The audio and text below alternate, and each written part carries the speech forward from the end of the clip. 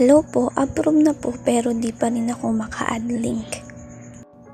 Isang reason lang po niyan is kailangan nyo lang po gumamit ng commercial sounds. Ipapakita ko po kung paano. Upload nyo po yung video nyo. Then,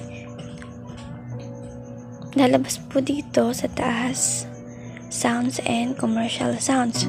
Try po muna natin yung sounds. And pili po kayo ng music.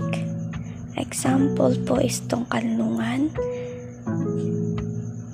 Then next, then kiklik ko po yung add link. O diba po, hindi po siya lumabas yung products links dahil kailangan daw po gamitin yung commercial sounds page.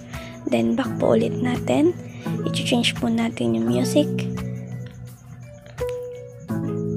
Then balik po tayo dun sa taas, click the commercial sounds.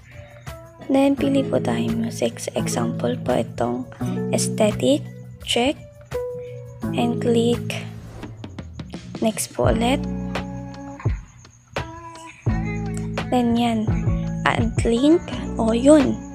Meron ng products link. Then, pagka-click po ng product links, pwede na po kayo pumili ng item na isasama nyo dun sa video. Example niyan, add product.